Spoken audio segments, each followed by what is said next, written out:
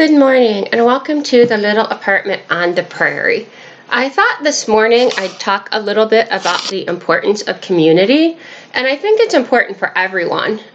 It can be particularly important if you're homesteading or even if you're apartment steading, which is, you know, excuse me, I've still got a little bit of a cough. You're not out there doing all these farm chores maybe if you live in an apartment, but there can still be a lot of work to do. But also there's often, you see Sassy behind me, there's often not a lot of money. And so having good neighbors can be important.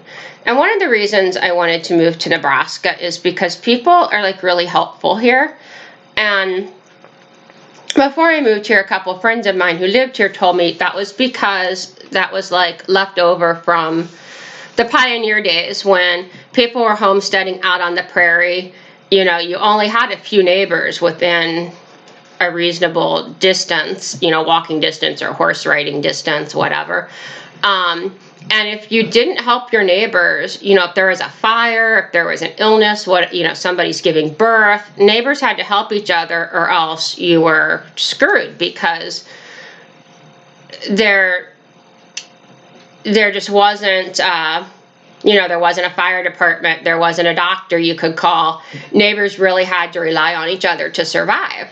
And people out here, a lot of people say the same thing. And I've been really impressed since I moved here with just how incredibly helpful people are. And like when I first moved here, the little caps that go on the valves where you put air in your tires.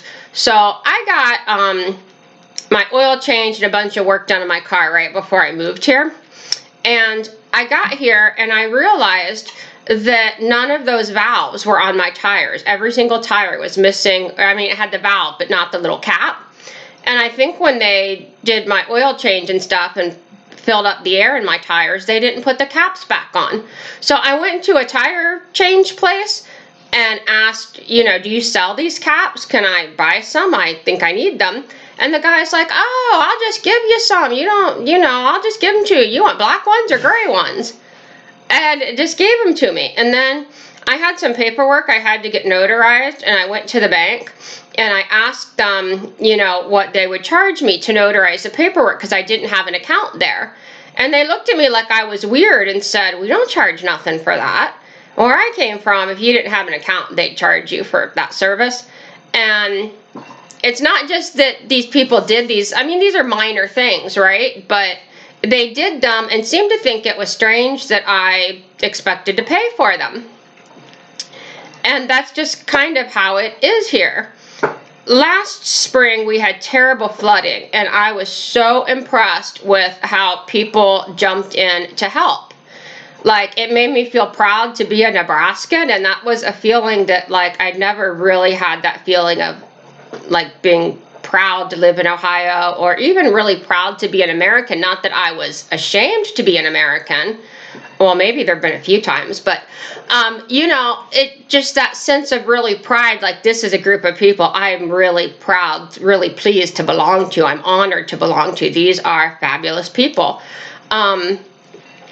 There was a report on Facebook about how a nursing home was being flooded and they had to evacuate people to this, I think it was to a high school, but they didn't have enough adult diapers and the people were in soiled, clothing or soiled diapers and bedding and stuff, and they didn't have adult diapers. And somebody responded, I'm getting in my car right now. I'm on my way to Walmart. I'm going to buy as many adult disposable briefs as will fit in my car. And then it'll take me a couple hours to get there, but I'm on my way. And people did that constantly. It was, oh, you need this here? I'm on my way. You need this there? I'm on my way. People were finding horses and dogs, and pets that were lost and, or dislocated, moved in the flood. And people were like, so I've got a horse. Don't know who she belongs to. She's in my barn. She's fed. She's dry. She's safe. Let us know if she belongs to you, and if she needs to stay with us for a while, that's just fine. and people were like, oh, I've got 5 horses, I've got to move them, our place is flooding, and somebody else was like, move them over here, we've got plenty of hay, plenty of feed.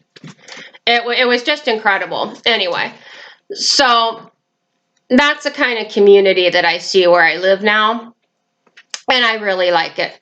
I've also found I know this hasn't been everyone's experience, but at least sometimes when you're in like low income housing or housing for people with disabilities, I see this sense of people helping each other and the sense of community. Here comes Isaac for a treat.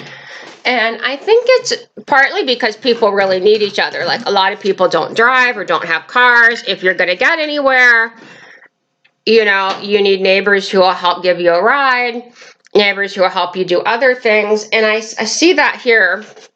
And I saw that in where I lived in Ohio too, to some extent, although maybe not as much.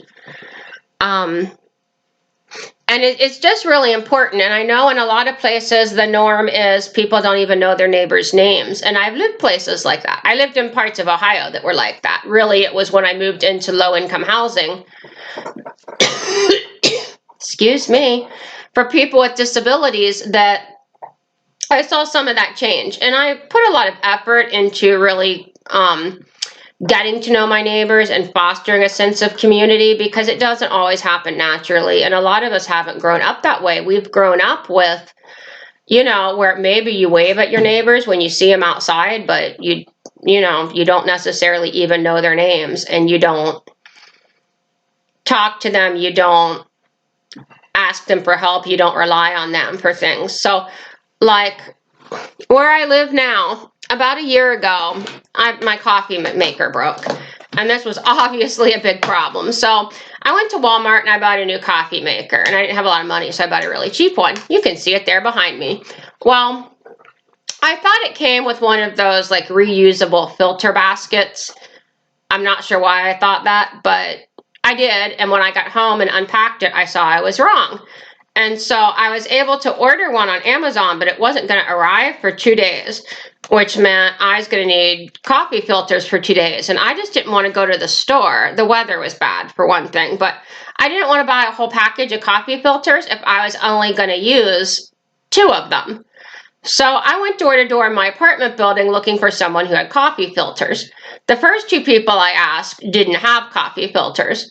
The third person I asked was like, sure, do you only need 2? You can have more, have as many as you want. And it's just, I know that seems like a really minor thing, but think about it. Could you go around to your neighbors and ask for coffee filters? Or like once when I was still back in Ohio, I remember I wanted to bake a pie and I didn't have a pie pan. I went door to door in my apartment building until I found somebody who had a pie pan I could borrow. I didn't want to buy one because I don't make a lot of pies.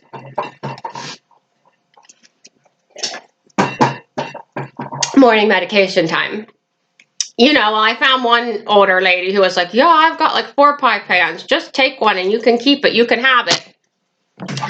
But, I didn't want to buy one because I didn't make a lot of pies.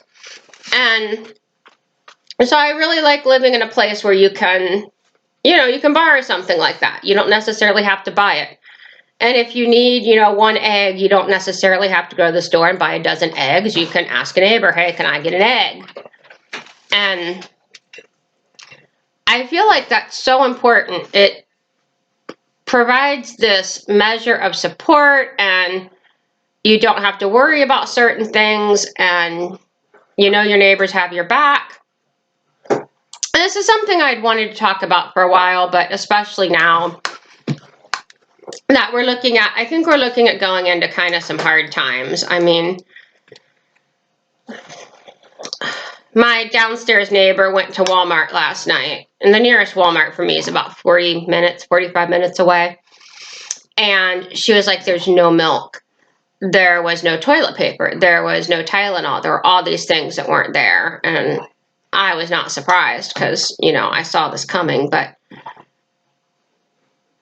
it's going to be hard times. And I hope that I've got enough extra stuff that I can help neighbors sometimes when they need it.